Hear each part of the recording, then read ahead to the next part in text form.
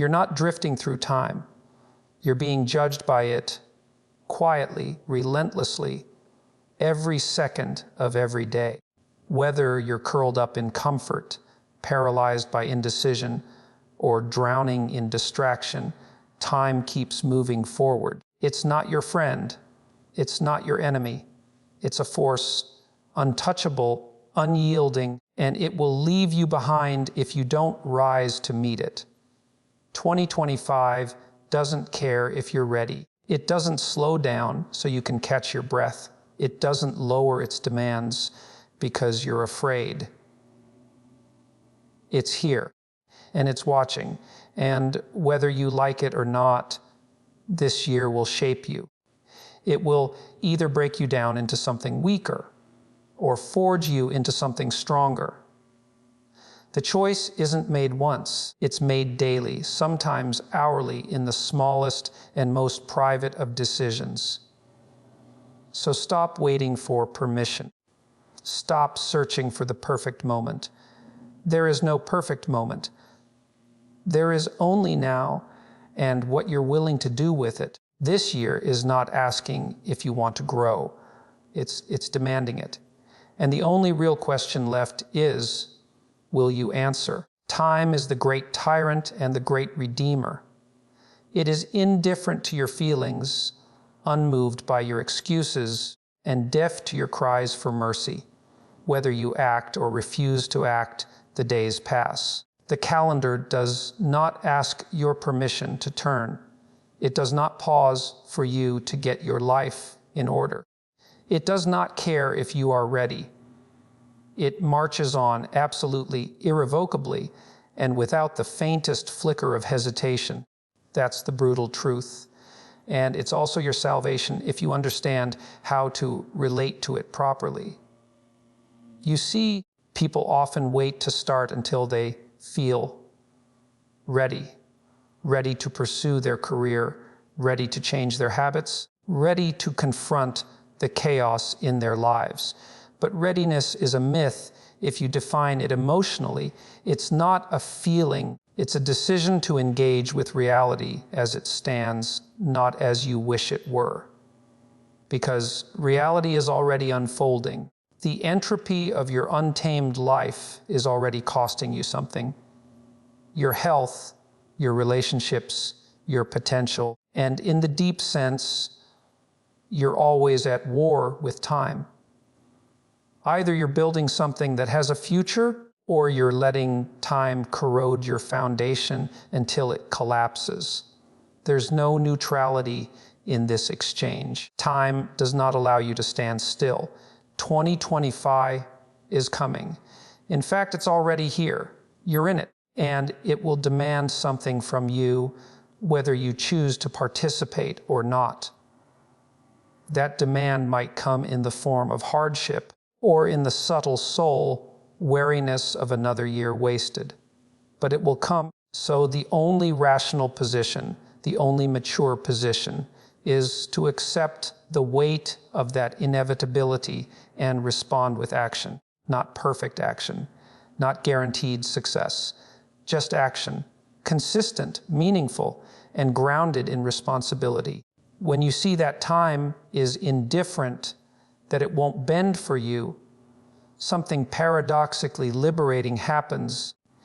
You stop trying to manipulate life and you start engaging with it. You realize your only real control lies in how you respond to the moment. And if you respond well, if you treat this year like the moral and psychological test it is, time can become your ally. You can look back a year from now and say, I did not waste this. That's how transformation begins, not with inspiration, but with obedience to the truth of time's demand. And make no mistake, 2025 is making a demand. It's asking whether you will rise or whether you will stall again. And if you do stall, the price will be extracted anyway, only you'll have nothing to show for it. But if you choose to act deliberately, courageously, then this year becomes a battlefield where you forged strength. The year won't wait, but it will watch, and it will reward those who step forward into its storm with eyes wide open. There are only two forces that truly govern your experience of life order and chaos. Order is structure, responsibility, meaning, discipline. Chaos is entropy, disorder, confusion, suffering. You are standing at the edge of both every single day, and 2025 will not be any different. If you do not bring order to your own life, chaos will come for you. That's not a metaphor, it's a psychological reality. People who live without discipline eventually become prisoners of their own habits.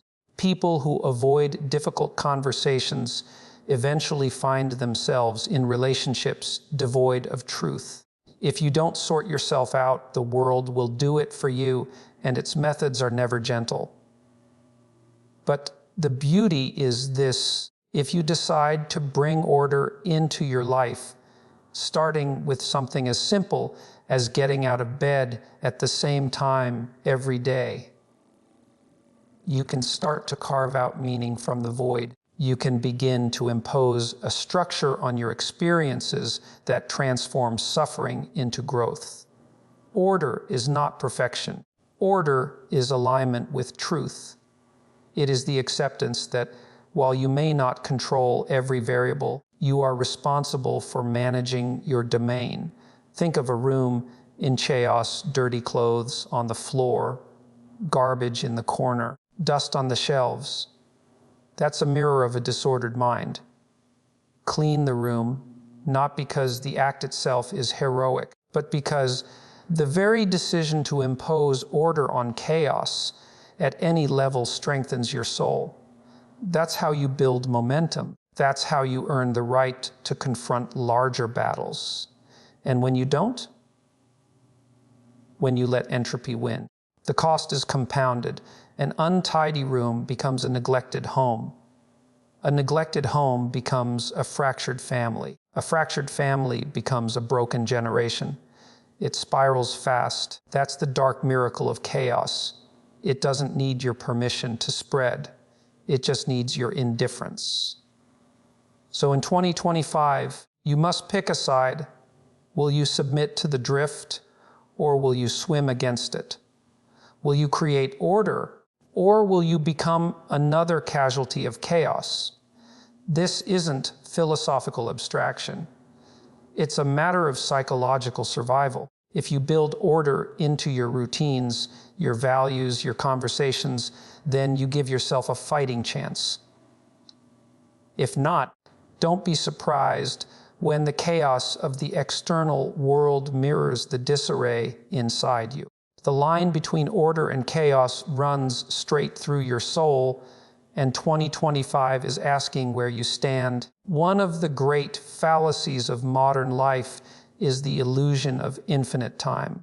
People behave as though they have endless days ahead of them, endless chances to say the words they've been withholding, to fix the habits they know are destroying them, to build the life they claim to want. And so they procrastinate. They defer meaning. They act as if someday will arrive, gift wrapped and perfect, without understanding that someday is a lie. The truth. Your time is borrowed, and the interest is compounding. Every moment you waste, every decision you avoid, every day you drift in the fog of comfort and distraction is a cost that you can never fully recover. 2025 is not just another year. It's a crossroads, a moral and existential fork in the road. One path is paved with intention, sacrifice, and effort. It's uphill, and it hurts, and it demands things from you you're not sure you can give. The other path is smooth. It's easy. It requires nothing, and yet it leads nowhere. You already know this. You've seen it in people who used to dream boldly and now scroll endlessly. In people who once had conviction and now speak only in complaints. The descent into mediocrity is not dramatic. It's quiet, incremental. and utterly final if you don't wake up. So ask yourself this: what would your life look like if you treated your time like it mattered? Not in some abstract way, but concretely, as if every hour was a currency you were either investing or wasting. Would you still start your mornings by drowning in notifications? Would you still spend your evenings numbing out instead of building something that could outlast you? Would you still put off the hard conversations, the creative pursuits, the brutal self-assessments that you know, deep down, are necessary for your evolution? Here's the harsh truth: you don't get to not choose. Not choosing is a choice, and the consequences will arrive whether you're ready or not. You will either pay the price of discipline now or the price of regret later. And regret is far more expensive because you can never go back. You can never get this day, this opportunity, this year again. You may live another 40, 50, 60 years, but how many of those will be lived well, with clarity, with agency, with purpose? That's up to you. The most dangerous phrase in the English language is, "I'll do it later," because later becomes never, and never becomes normal. You get used to abandoning yourself. You get used to deferring your life, until one day, the dream you used to nurture dies quietly in a corner of your soul, and you don't even notice, because you've become numb. But not today, not in 2025. This is the line in the sand. This is the year where later becomes now. To do that, you must become fierce with your time, ruthless with your priorities. You must learn to say no to the things that dilute you, even if they're pleasant, especially if they're pleasant, because every yes to distraction is a no to transformation. Your potential is not found in comfort. It is forged in the deliberate friction of effort, of doing what must be done, even when you don't feel like it, especially when you don't feel like it. So act now, not recklessly, but relentlessly. Cut the delay. Start the habit. Make the call. Write the page. Go to the gym. Meditate. Learn, build, apologize. Forgive. The clock is not your enemy, but it is your judge, and it is watching. Let 2025 be the year you finally understand that the urgency is real and it is personal, because nothing will wait for you.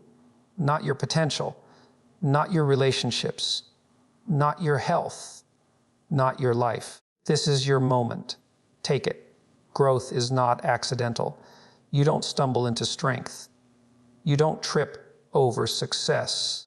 You build it brick by brick, day by day, through the slow, painful process of consistency. And that's what 2025 is offering you, whether you see it or not, the chance to become someone reliable in the face of chaos. Not because you're inspired all the time, but because you're disciplined when it matters. Discipline is the bridge between desire and reality.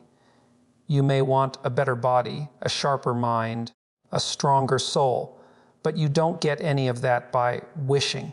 You get it by working repeatedly, relentlessly, especially when it's boring, especially when it's hard.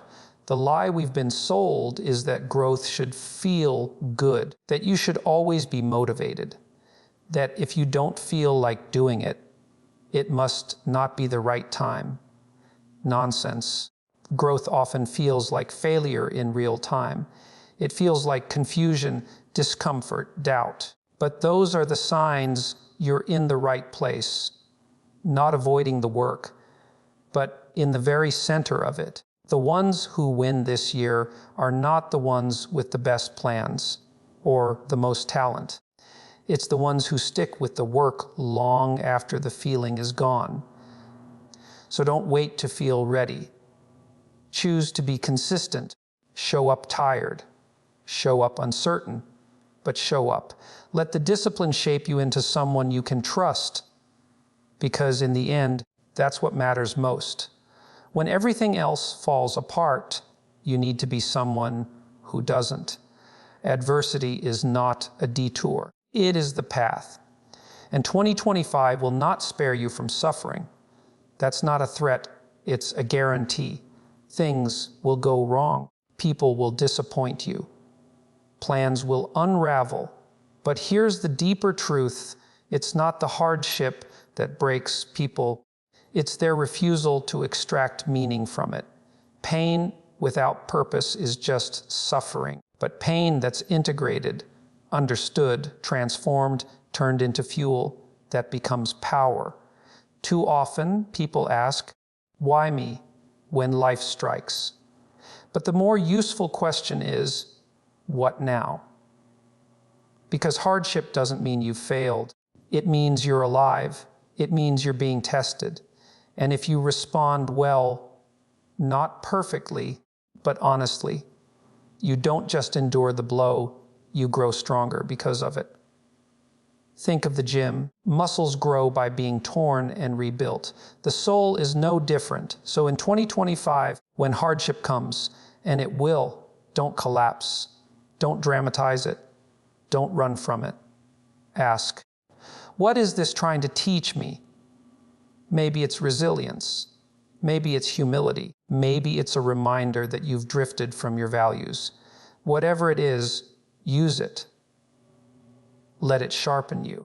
Let it clarify what actually matters. That's how hardship becomes a forge, not a grave. You choose which. In 2025, if you're going to evolve, truly evolve, you must confront the hard fact that isolation will sometimes be part of that journey. Not the kind of shallow loneliness people complain about when they're bored, but the deeper solitude that comes when you step away from the crowd, from the groupthink, from the herd of mediocrity. Growth is alienating. That's the truth no one tells you. When you start raising your standards, setting boundaries, saying no to things that once defined you, people will resist. Some will mock you. Others will distance themselves. Why? Because your transformation is a threat to their stagnation. You have to understand that not everyone wants you to grow. Many people are invested in the version of you that makes them feel comfortable, superior, or needed. When you start becoming disciplined, intentional, principled, when you stop laughing at the wrong jokes, stop tolerating toxicity, stop wasting time on superficial nonsense, you're holding up a mirror. And that mirror is unforgiving. It reflects not just your progress, but their inertia. And people don't like to be reminded of what they've avoided. So they'll call you selfish, arrogant, cold. But you must remember, choosing growth is not cruelty, it's necessity. This year, you will outgrow certain relationships. Some will fall away quietly. Others will end in conflict. And it will hurt. Of course it will. But pain is not always a sign something's wrong. Sometimes it's a sign something's working. The ache of separation is the cost of no longer being willing to betray yourself for the comfort of others. And the space left behind, that's where your future will grow. Because when you leave the circle that's keeping you small, you make room for people who actually align with your values, who challenge you, sharpen you, elevate you. But they can't enter your life until you clear the clutter of false alliances. Solitude can be sacred if you use it well. It's where clarity is born. It's where you hear your own voice again. Quiet at first, but honest. It's where you finally face the uncomfortable questions. What do I actually believe? What do I want from this life? Who am I when I'm not performing for approval? Most people never ask these. They're too distracted too entangled, too afraid of the silence. But that silence, that's where your next self lives. So let 2025 be the year you choose truth over popularity, integrity over belonging, depth over distraction. The cost is loneliness, but the reward is authenticity. And that trade is always worth it. Because once you stop needing to belong everywhere, you finally start building a life where you truly belong somewhere, with yourself first, and then with the few who meet you there. If there is one truth that 2025 will force you to face, it is this: no one is coming to save you. Not your parents, not your partner, not your government, not your job, not your friends, not your past self with all its dreams, and not your future self with all its imagined strength. It's on you. Entirely. Completely. That might sound harsh, even unfair. But in reality, it's the most liberating thing you can realize. Because the moment you stop waiting to be rescued, you start becoming dangerous in the best possible way, competent, clear, self-responsible. This is the year you stop outsourcing your power. Stop blaming your upbringing, your boss, your circumstances, your ex, the economy, or the people who never believed in you. Yes, all of those things may have wounded you. Yes, you may be carrying scars from people who should have protected you and didn't. That pain is real. But the moment you let it become your identity, you've lost the battle. Because pain is not a justification for paralysis. It's a signal for responsibility. You are not at fault for everything that's happened to you, but you are responsible for how you respond to it now. That distinction is everything. Fault looks backward. Responsibility looks forward. If you keep pointing backward, you will stay stuck. If you take responsibility, you can rebuild. But responsibility is terrifying because it leaves no one else to blame. No more scapegoats. No more delay. Just the raw truth. Your life is what you make of it from this moment on. There is a part of you, right now, that knows what needs to be done. You may pretend you don't.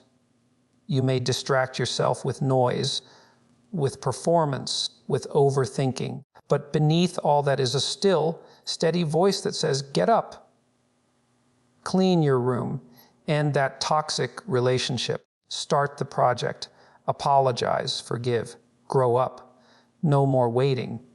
You ignore that voice at your peril, because it's not just your conscience, it's your future calling you forward. You're not being asked to be perfect. You're being asked to be honest, to step out of the role of passive observer in your own life and take the terrifying step into authorship. 2025 doesn't care what happened in 2024. It cares what you do now. This is your clean slate, but only if you claim it. You want a new life, a new direction, then build it from the ground up. And yes, it will be slow. It will be lonely. It will require sacrifice. But everything you admire in others, discipline, presence, competence, courage, it's available to you, not in some future version of yourself. Now, if you're willing to bear the burden of responsibility, so here is your call to arms: stop waiting. Stop performing. Stop making excuses. Take responsibility for your thoughts, your actions, your time, your energy. Become the kind of person you would admire, the kind of person others can rely on, the kind of person your future self will look back on and say, that was the year I stopped waiting and started building.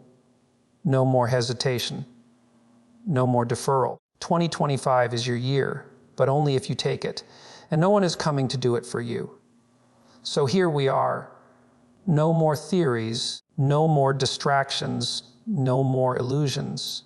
Just you standing at the threshold of a year that will not wait. 2025 doesn't owe you clarity, comfort, or fairness. It offers only what every year does, the raw material of time and the brutal accountability of your choices. It will expose what you worship. It will amplify what you neglect, and it will reward what you build. You cannot outsource your responsibility, not to fate, not to your past, not to anyone.